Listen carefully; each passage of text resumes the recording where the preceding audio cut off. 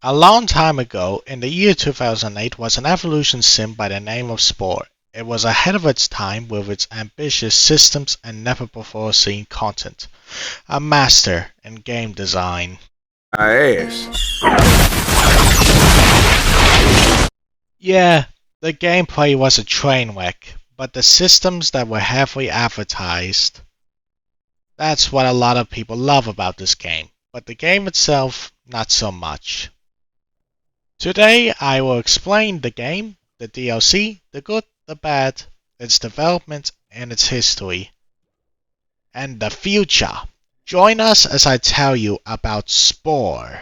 Okay, so Spore is a unique game with a lot of mechanics, both good and bad. The best way to tell you about it is to start. We'll get to everything in due time. You start by setting a diet, herbivore or carnivore. Herbivores are friendly, spiritual, and the pacifists of this game, and carnivores are... Your pieces. My guns. Oh. Anyway, I started blasting. Bang! Wow. Bang! Well, I don't see so good, so I missed. Let's start with the herbivores for now. We begin by going at our new home at 1,000,000 kilometers an hour and creating life. We emerge from our lives and start our journey. The basics of this stage is to go out eating either meat bits or algae. Simple but a fun gameplay loop. After we get a feel for the controls, we see a cell get eaten and drop apart. We collect it, and we are prompted with the mating call button. We find our mate and then enter the cell editor. This is the big feature that everyone remembers. Using this editor, you make a species. You can change the shape by adjusting the spines of our cell. What the f is it? Let's overhaul our cell. Perfect. Using our spikes, we can defend ourselves. Or bully other herbivores. The food is mine and mine alone. After committing gluttony, we get bigger and see new cells and new parts. We can get new parts by killing a cell or finding a meteorite. One is readily available and one is rare. We also get more DNA for progressing. We use DNA to buy parts. After installing the 2.0 update for our cell, we keep going, unlocking parts and meeting new cells. More in depth later. We keep playing until we get a brain. We are ready for land. We may or may not have skipped some steps. Now we are in glorious 3D. Our cell don't look so hot. Hold on to your lug nuts! It's time for an overhaul! Stage 2, the creature stage. After rising from the sea, we invade the land. Now instead of a top-down mobile game, we are now a 3D adventure featuring janky mountains, broken world gen, and much more. Explore the land for only 99.95. And if you buy now, we'll throw in a broken save because this game crashes the most in this stage. Save as much as you can. Okay, so remember the gameplay loop from Cell stage? It's gone now. Every stage has its own gameplay loop, so let's start again. You don't eat to progress, instead you interact with other animals. You can either play Simon Says with them, or kill them. After you befriend them, or drive them to extinction, you get a brand new part, and use them in the creature editor. It's Cell, but 3D! With a new catalog of parts to make as you want. Let's make this thing.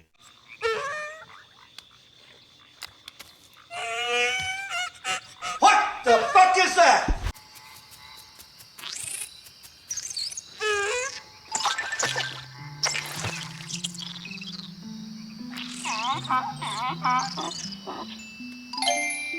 Shortly after we make some mates, we see our nestmates leave and go somewhere else on the continent.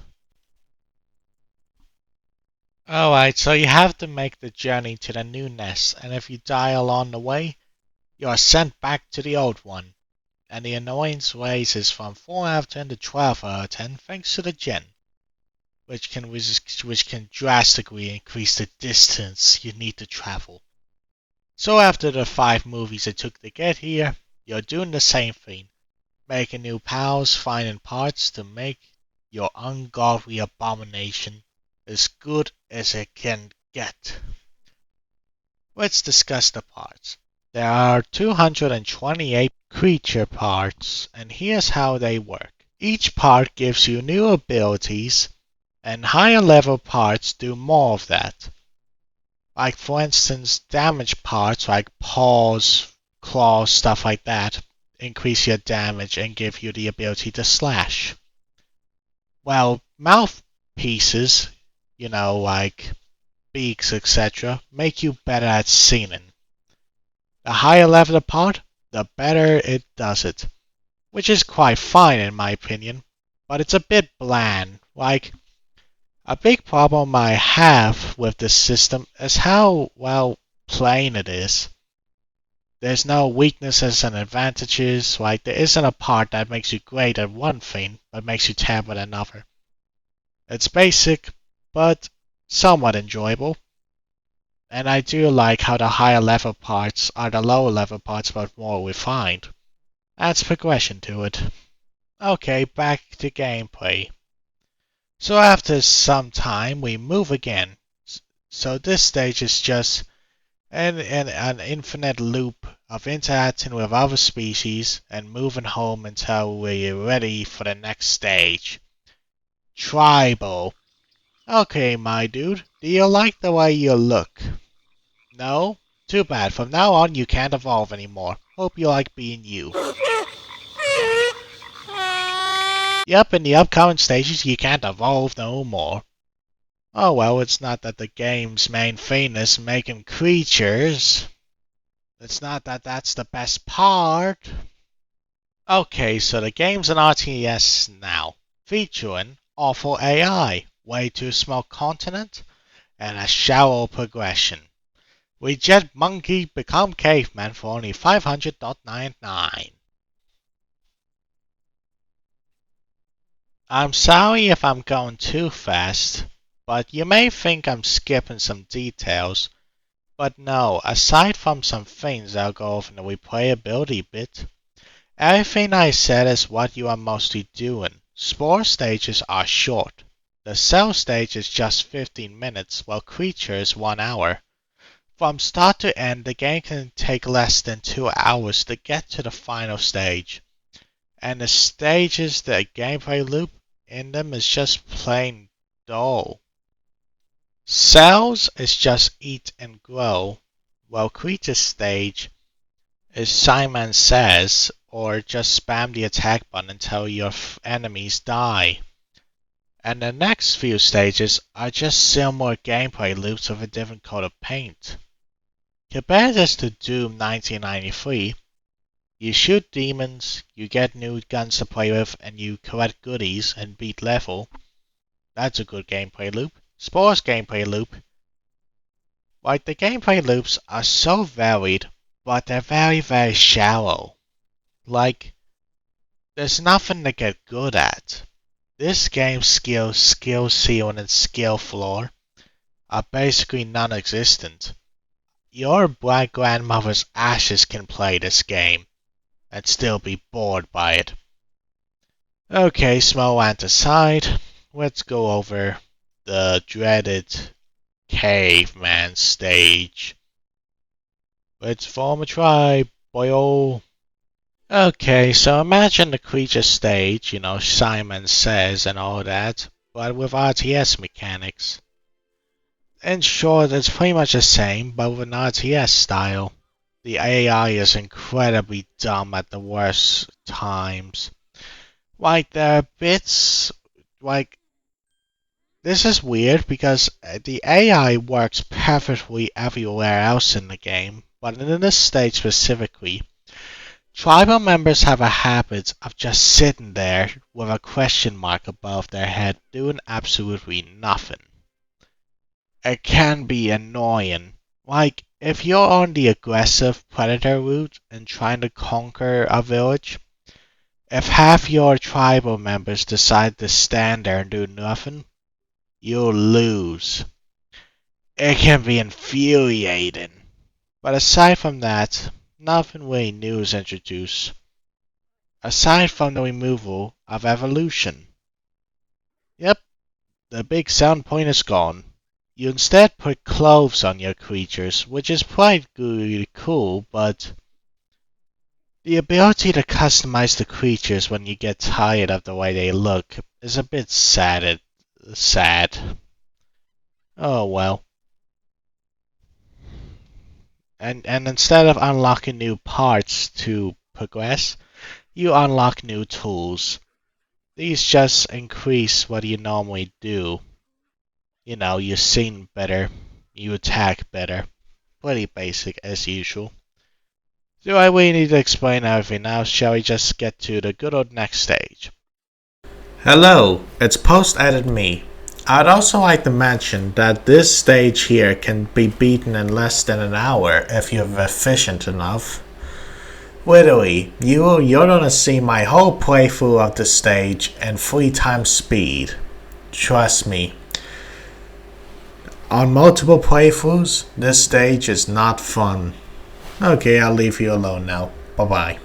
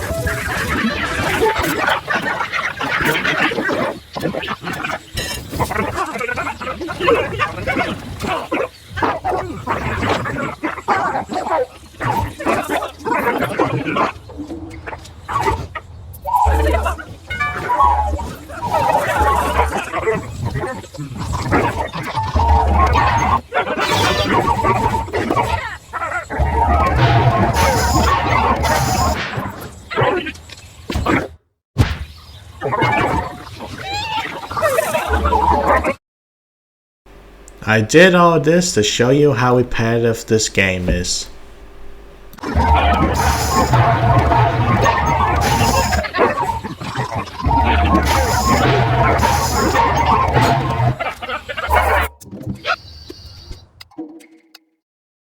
What's after the tribal stage?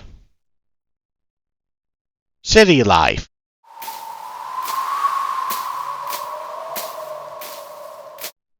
Welcome one and all to Civilization, the second last stage, and my personal favorite. This stage ought to be one of the best in my opinion.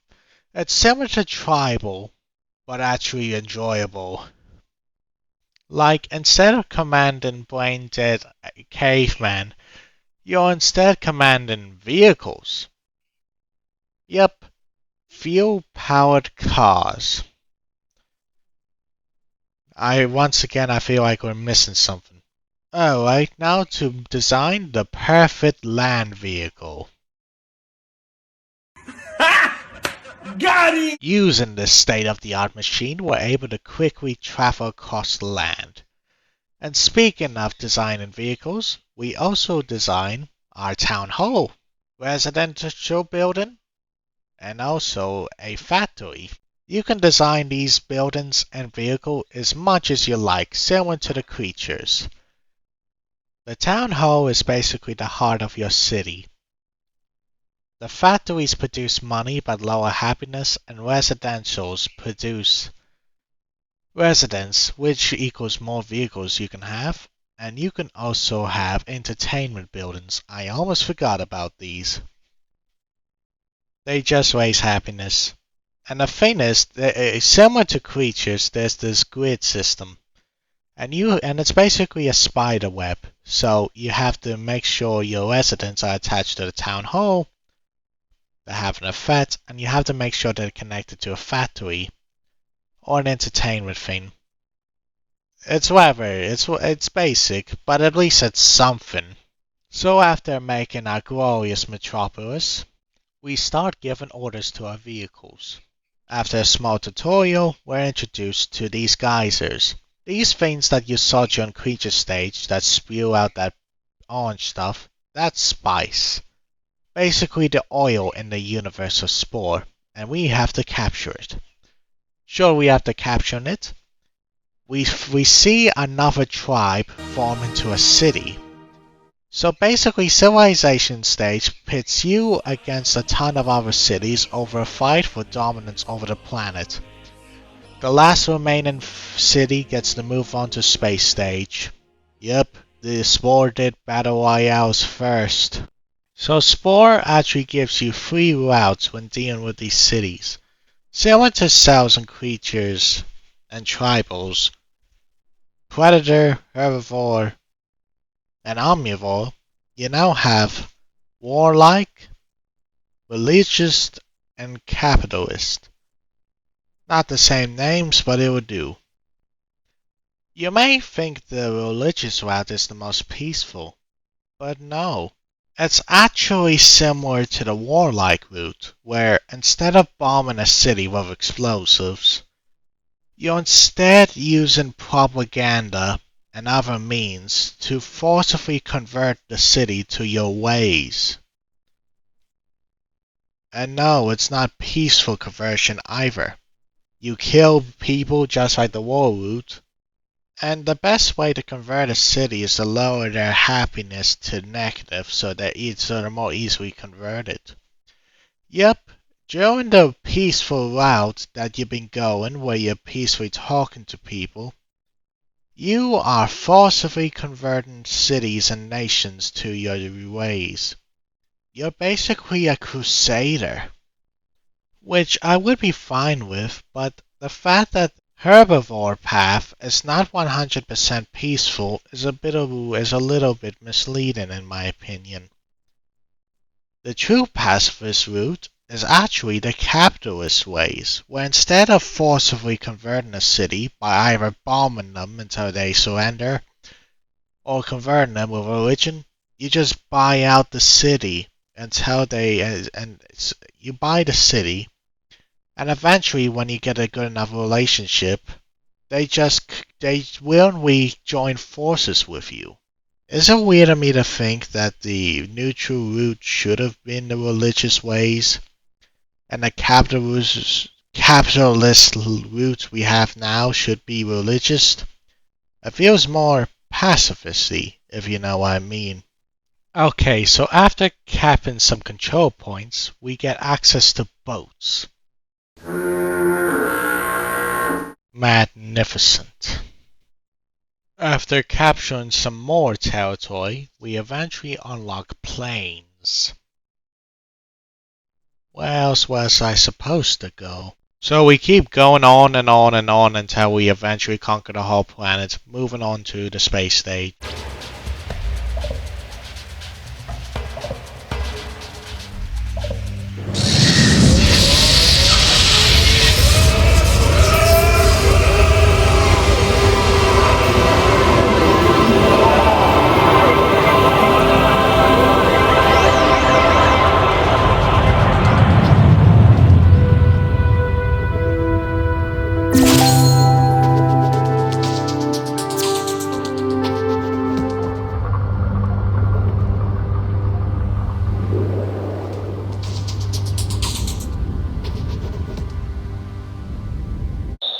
Bonus bit, the Sporepedia sign-up problem.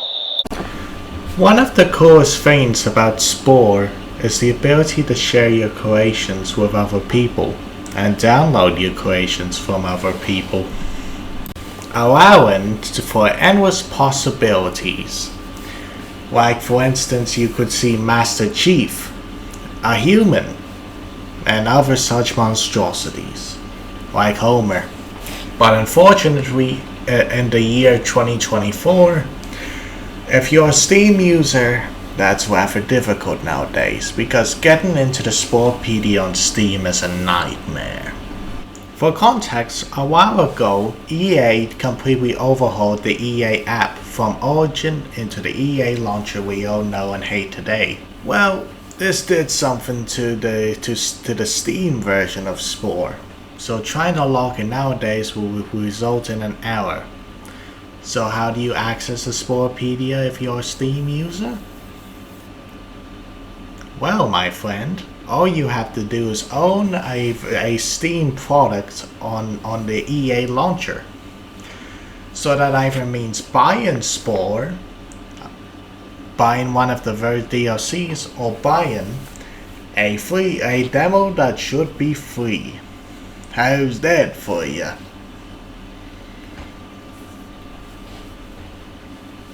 There's also supposed to be a code you can redeem to get a free copy of Spore on EA. It doesn't work today. Do you know why? A long time ago, there was a demo of Spore on EA. People played it, but unfortunately, some people abused the demo as it came with the code that you do to get a free copy on Steam.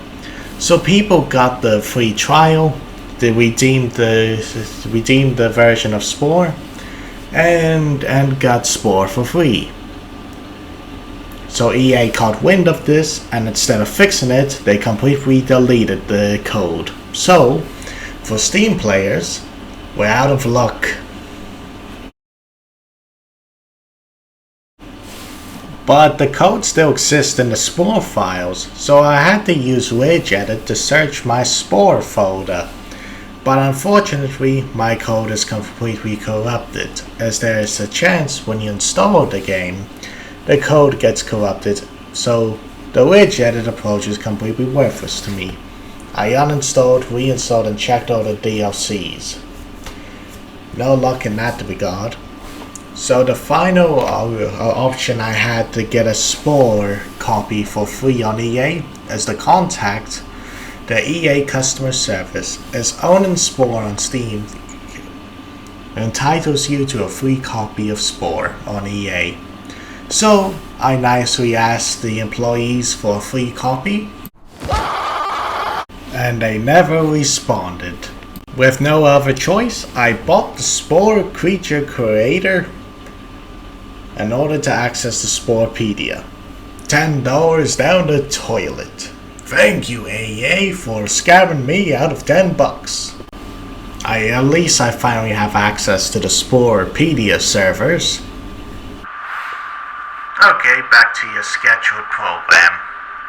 We have arrived at the finale, the space stage. The big, the massive, the adventurous, the long, the plain, the lifeless, the this is a bad stage. Okay, so our guys have invented space travel in what? Like 2 minutes after civilization? Actually, how does time work? It says we have been at this for millions of years. To think I was in a pool somewhere. Now I own everything on the planet. Now to claim everything in existence. After a short tutorial, we leave the planet and see a new world. And then we get attacked by drones. After mashing mouse 1 for a minute or two, we complete the quest and are left to our own devices, with the recommendation of going back home and doing more quests. Skipping some time of reviewing and repairing, we settle an outpost on a new world. So most of the time we have to terraform a planet. By using these things, we have to buy new ones for now, so this takes some time. We can also meet other aliens in this big universe. But on the topic, for the aliens you meet, you can either befriend them or kill them like always. But to befriend them, we have to do missions for them. This includes abducting animals for research, finding treasure, saving a planet by killing diseased animals. However, there are some nasty things you can do, like abducting cavemen for research. Or if the race is warlike, for questioning. I'm not kidding. Or killing some with the disease like animals. Even the supposedly good religious aliens ask you to do horrible things. What? This caveman doesn't believe in the god even though they evolve on a entirely different planet and never heard of my species? This man is insane! Take him away!